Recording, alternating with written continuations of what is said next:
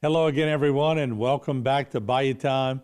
I'm Martin Falls, and I want to bring our guest up real quick here. Let's bring him up, Jason, if we can, because a lot of you are going to recognize John Gravois. I got many John Gravois stories. I could go back to the traveling of the Saints games. I could talk about a lot of things, but John, it's so good to see you again, and how are you? Absolutely. I'm doing all right, and it's a pleasure to be here. And we really miss our times in Houma, and especially when football season rolls back around. Got the Saints, LSU, Terrebonne Tigers, everybody on our minds. And I know we have a mutual friend, Greg Dud Harding, that whenever I'd see Greg and he would pitch you a little bit. And I've always tried to get you on, but your career, as we know, our careers are so busy in TV and yours in newspaper. But before I get to the subject at hand, let's just talk about a lot of people remember you from the Houma Courier, but take us from there and where did you end up at? Oh yeah, I started at the Houma Courier, and let me start off by mentioning that is a little tribute uh, to Anita LaRose, our teacher and journalism advisor from Terrebonne, who was one of my early mentors way back when. And it was during my time at Terrebonne when I was a just 16. I started working part time at the Houma Daily Courier for Ray Dill and Ken Wells and Jerry Herman. And Anita LaRose was a very special leader who helped me and a lot of people find their love for the business. So I want to give a shout out to her family and heap praises upon everything that she did. Um, I got started at the Courier covering sports just at first. And one of my big breakthroughs was when Ray Dill and Ken Wells came up with the idea of making me Pierre the Cajun, and I would do weekly picks of all the high school football games, and the players really every time I got them wrong, uh, they loved throwing me in the shower. So I got an early start doing high school football. And then they slowly started expanding my universe and letting me, cover Nickel State. And I followed Greg and some others from you know, Terrebonne to Nickel State, and then started doing some LSU and the Saints and the New Orleans Jazz and a whole host of things. And I also started covering, I mean, because in Louisiana, as well as Texas and in the rest of the world, I mean, let's face it, there's not much difference between the worlds of sports and politics. So it actually was a natural segue for me to go from doing sports to doing news and politics. And it was while I was still at Nichols that my schedule was light one semester, and Ray Dill talked me into covering the school board while I was still a student at Nickel State. So I started covering news and politics young too. And, you know, I went on to, I followed Ken Wells, again, one of my original mentors. Uh, Dr. Al Delahaye, he's also leftist, but he was a great, great man. And he actually grew up with my dad in Port Allen. And Delahaye was a former faculty member at Mizzou, Yep. the University of Missouri. And he set Ken up with a graduate teaching assistantship, um, uh, pipeline to this particular professor. And after Ken left, I actually got Ken's the same TA job that Ken had. Ken went on to study global economics and finance in the University of Missouri's London program. And because I loved politics so much, I got into the Washington program. And that's where I really got hooked on politics for Let me life. ask you this. Dr. Delahaye would be, he's probably watching from heaven right now and critiquing two of his former students for sure. But Oh, yeah, and and let me Reading. ask you this. We got a minute till the first break. We're going to come back and talk about this book. But in that minute, you remember those trips we'd make to the Saints games? Oh, absolutely. I'll never forget going to the Saints games. And it was the time of my life. I mean, I loved being in the press box, but the most special times I had with Saints, as well as the New Orleans Jazz, were taking photos on the sidelines. Yeah. And getting to see, and then getting to go in the locker room after the games and seeing people like Conrad Dobler, Yeah. Archie Manning, Bobby Scott, Ricky Jackson, I Pete still Maravich I in still have basketball. pictures that you would give me the negatives. I was taking a class at Nichols. Well, actually, I had graduated, but I could go back to the dark room and develop the pictures. I still have some of those photos. That was some fun times. Oh, it was a blast. So we'll take a break. We'll come back. John Gravois is our guest. We'll be right back.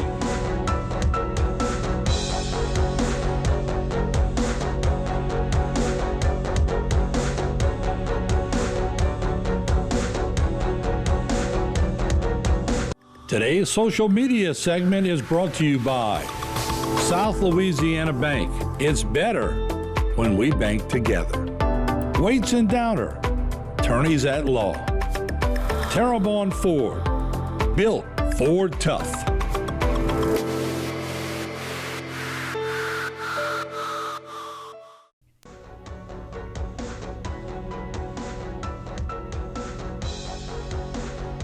All right, welcome back, and we are speaking with John Gravois, very dear part of our area for a long time. He's with the Dallas Morning News as we speak. He's the politics editor. But we want to talk about the book that John is in the process of putting out. And John, let's talk about the book, Speak Cajun in 30 Minutes or Less. What made you come up with this idea? Well, the publishing company that's doing the book had great success with doing a Speak Texan in 30 minutes or less. And Buc-ee's happens to be one of the bigger outlets that this company sells books in. And as Buc-ee's has continued its eastward expansion throughout the Gulf South, they've wanted more Cajun content because, hey, Cajun sells. And people want to know more about the culture. So his idea was to let's do a Cajun Speak book. And it does indeed, have a lot of Cajun French phrases and a glossary with a lot of common words. But as the subtitle suggests, it's much more than that. It's a celebration of the people, the culture, and everything from the cuisine and the joie de vivre that people enjoy in South Louisiana. We give some history lessons on how it is that Cajuns came to the New World in the first place from Europe, how the terrors and the hard times they went through in what's now the Nova Scotia region, of course, in Canada, the Grand Deportation, and finally their arrival in South Louisiana. Now let me ask you this, John. You talk about food, you talk about music in there, you talk about dialect. You Mm-hmm. talk about a little entertainment. You talk a little bit, like you said earlier, Cajun Yes. history, a little bit of everything. Mm-hmm. Yes, sir. Oh, yeah. We wanted it to be for readers who didn't know. A lot of times people see Ken Bucks and Cajun specials on TV and what have you, and they see a lot of food, they see a lot of partying, they see a lot of Mardi Gras. We wanted to get into Cajun French. We wanted to get into the history. We wanted to enlighten people much more about the totality of life in South Louisiana and why it's such a special and unique place.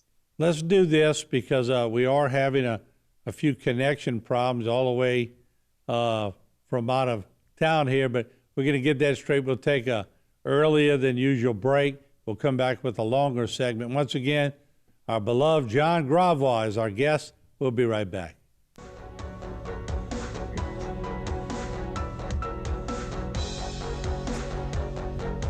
Today's social media segment is brought to you by Terrebonne General Health Systems, modern technology and timeless caring. Rouse's, you're either local or you're not. Buick, the craft of modern luxury. St. Martin and Bork, know your rights.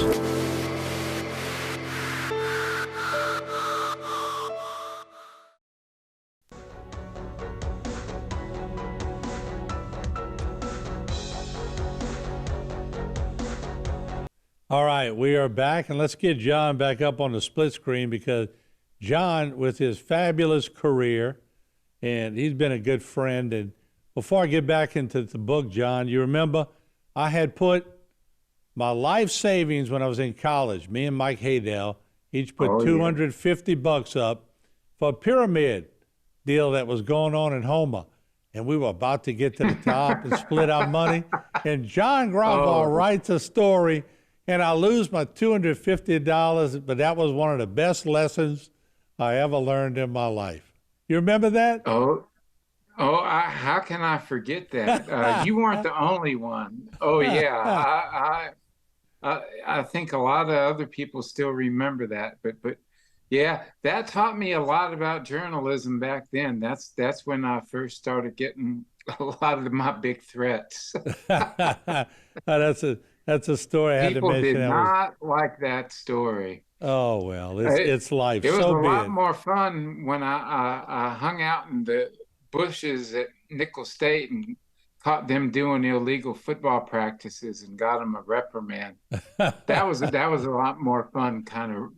But boy, messing with people's money, that was, there were some people in the community that didn't like the pyramid and what was going on, and they went to Mr. Dill, and he's like, "We got to do stories on it," and he grabbed me, and away we went. Oh, But that's look. The good goes with the bad when you're in this business. We know that. But let me ask you about the book. When did yeah, I mean everybody? I'm sure I'm gonna write a book one day on all the things we did in TV, but you certainly are writing a different kind of book. And I guess you're proud of the fact of where you come from, and you want people to understand it a little more. absolutely. It's and being away from there really helps you appreciate and understand what you're missing. Like Louis Armstrong used to say, "Do you know what it means to miss New Orleans?" And it's just it's such a special place. We get back every chance we get. We still have family in Houma, Baton Rouge, New Orleans. And I was born in Lafayette, and my family, my dad's side was from Port Allen, and my mom's side was from Iota. So we go way back to the real Acadiana, and it's just such a special way of life, and we appreciate it so much. And yeah, we want to enlighten and educate people on what it means to be from there and give them a lot of history they probably didn't know. And, um, a lot of the background on the personalities and events that made it so special. How about this, John? You sent me sort of a working copy, but for people watching, they're going to want to get a copy of this book. Is it out quite yet, or is it in the works? No, Where's it at? they're finishing up the final illustrations that go with it, and we got some special things. We even try to educate people on holidays that aren't Mardi Gras. We've even got Mr. Bingle worked in there for Christmas, and that's Yeah. one of the illustrations they're still working on. But the book is going to be available on Amazon, all sorts of places online. The publishing company that's putting out the book is called the Great Texas Line Press. And the website is greattexasline.com. But like I said, it'll be available at Buc-ee's and a lot of other retail outlets as well. Here in Texas, the Great Texas Line books are also sold at the State Fair of Texas. So there should be a lot of places to get it. And I did do an earlier book for them about 8, 10 years ago called The Cajun Family Cookbook. And that is still available online at Amazon and other outlets as well. Yeah, my crew's got a picture of it up right now with about 4 minutes left to go, John. In your illustrious career, what person did you interview where you were sitting across from them and you went, wow, I can't believe I'm interviewing? Who would it be? Oh, well, I did. I went on, when I left Louisiana, I went to work for the Houston Post and became a political correspondent. And I got to do the White House for 4 years. So I covered the last 2 years of President George H.W. Bush's administration, Bush 41, we call him. Spent a lot of time with George W. Bush, too, when he was getting ready to run for governor.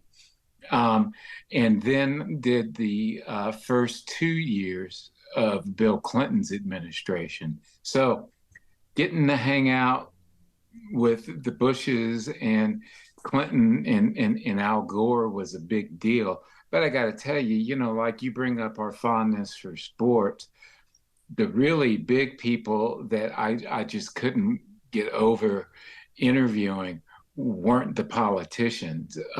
It was Archie Manning was a big one. Pete Maravich was a big one. Got to interview Kareem Abdul-Jabbar once. And I'll never forget one of the Sugar Bowls I got to cover. I was the first reporter in the locker room and talked to Tony Dorsett right after Pitt won the Sugar Bowl. That was special. But the most special of all, probably, believe it or not, was for an exhibition game that I covered at the Superdome between the New York Yankees and the Baltimore Orioles. You and I are old enough to remember that back in the early days of the Superdome, they would do an annual series of exhibition games. Yes, and sir. I got to see Reggie Jackson hit a home run off of Jim Palmer. Wow. And of course, both are now big Hall of Famers. And I interviewed Reggie after. He was my pro sports hero, and he did not like the questions I was asking. It's like I had taken his pyramid money away. But he got so hot, he started cussing me out, and then he would start spelling the cuss words for me. So, I mean, Reggie was probably the most amazing single interview that I did, but there were so many big moments in sports, and it was just eye-opening. I'll also never forget the first time I went into a Saints locker room, and the first thing I saw was All-Pro offensive lineman Conrad Dobler. He was naked in a tub of ice, drinking a Budweiser and smoking a Marlboro. Uh, um, and, not the kind of image that young men like you and I used to have of the players back then. Right. Things have cleaned up a little bit since then, but sports was always so special, always so special. Well, John, I appreciate it. I got about 40 seconds to wrap up. I appreciate you being on with me, and when you get back to Houma, one-on-one time with you. But I Oh, appreciate you yeah. being with us, and thank you so much. And you and your wife have a great day, and we look forward to hearing more about the book. And give me a call when you get to Houma. I will. We'll do a one-on-one, and I'll tell you some great stories about Greg Harding and other people. No doubt. There you have it. John Gravois, we appreciate him joining us. He's a hero in my eyes. He's done quite a bit, had a great career. We'll take a short break. We'll be back with more. Don't go away.